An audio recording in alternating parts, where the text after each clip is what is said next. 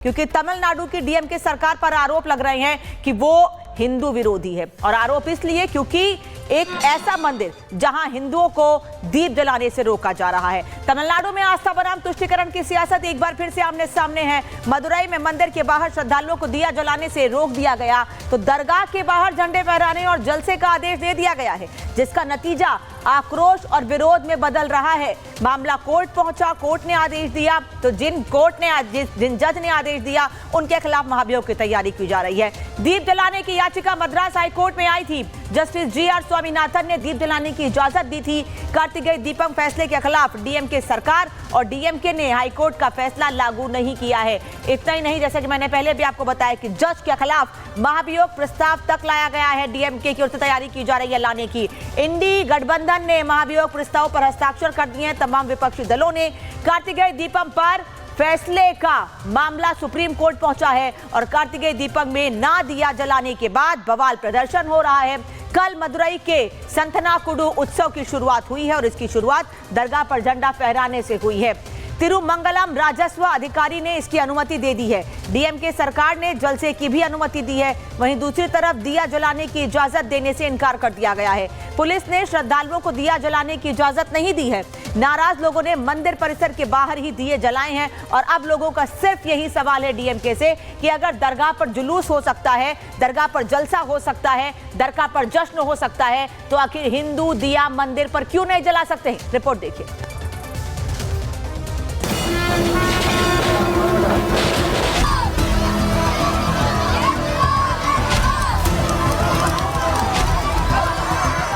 मदुरई के पलानी स्थित अरुलमिगु दंडायुथपानी स्वामी मंदिर के बाहर उस वक्त तनाव बढ़ गया जब पुलिस ने श्रद्धालुओं को दिया जलाने की इजाजत देने से इनकार कर दिया।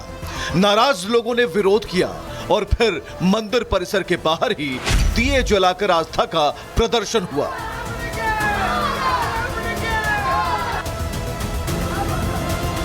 आपको बताएं कि मद्रास हाईकोर्ट ने 1 दिसंबर 2025 को आदेश दिया था कार्तिकेय दीपम पर्व पर पहाड़ी के एक पत्थर पर पारंपरिक रूप से दिया जलाया जाए। यह स्तंभ दरगाह के पास है।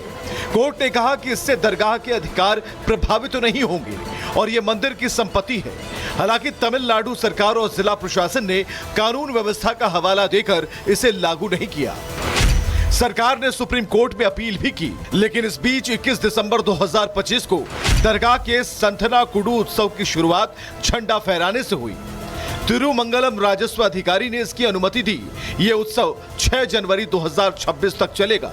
तमिलनाडु में तुष्टीकरण की सियासत एक बार फिर सवालों के घेरे में है। दिया नहीं जलेगा, लेकिन जलसा होगा। सिकंदर दरगाह में झंडे क्यों लगे? हिंदू आस्था पर पाबंदी क्यों? मुस्लिम जलसों को हाँ, लेकिन मंदिर के दिए को ना।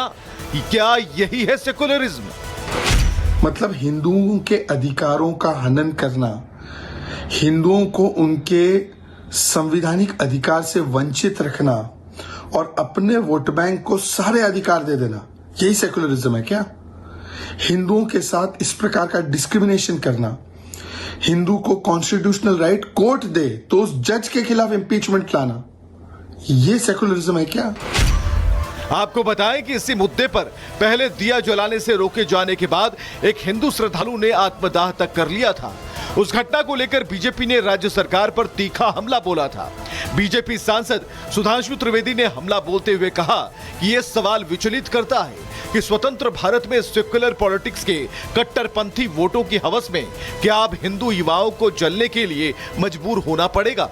इंडी गठबंधन के दलों की हिंदू विरोधी मानसिकता अब विकृत और भयावह रूप लेती जा रही है। ये वही लोग हैं जिन्होंने कभी कार सेवकों पर गोली चलाई थी।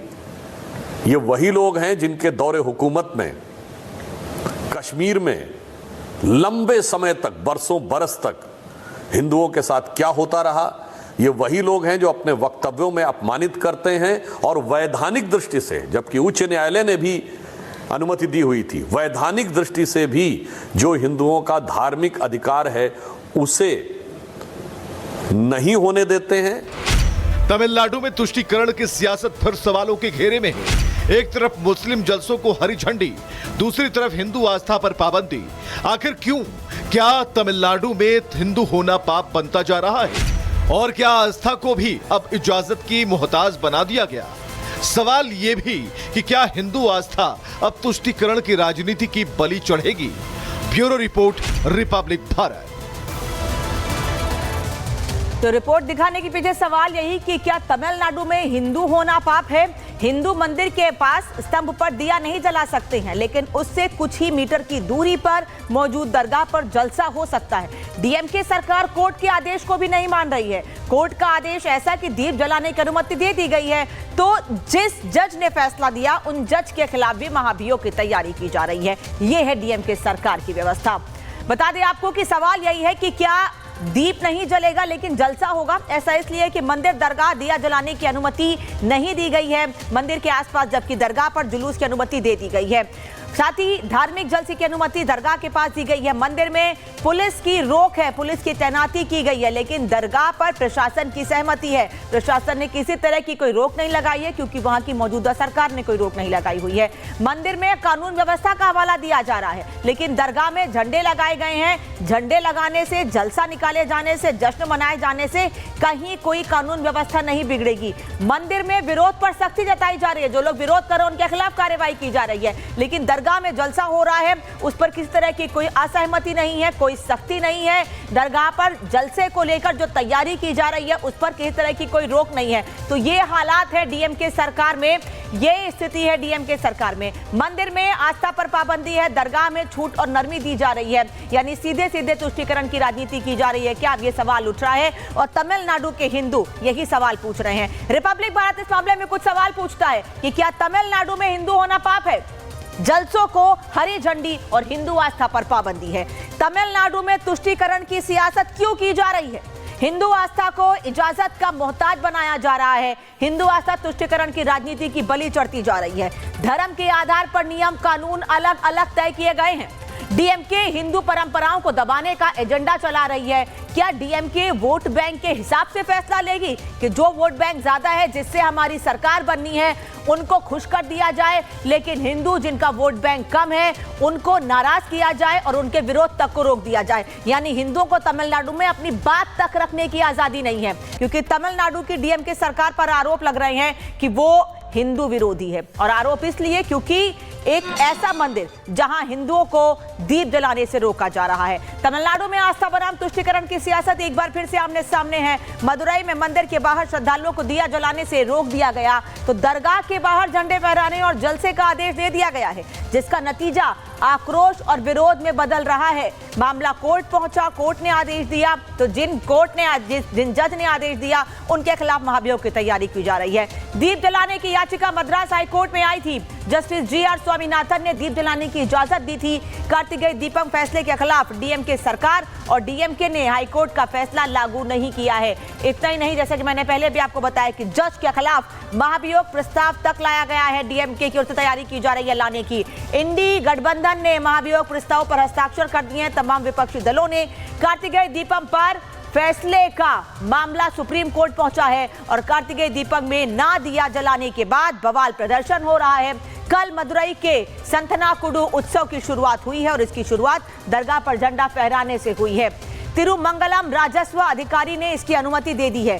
डीएमके सरकार ने जलसे की भी अनुमति दी है। वहीं दूसरी तरफ दिया जलाने की इजाजत देने से इनकार कर दिया गया है। पुलिस ने श्रद्धालुओं को दिया जलाने की इजाजत नहीं दी है। नाराज लोगों ने मंदिर परिसर के बाहर ही दिए जलाए हैं और अब लोगों का सिर्फ यही सवाल है डीएमके से कि अगर दरगाह पर जुलूस हो सकता है, दरगाह पर जलसा हो सकता है, दरगाह पर जश्न हो सकता है, तो आखिर हिंदू दिया मंदिर पर क्यों नहीं जला सकते हैं? रिपोर्ट देखिए।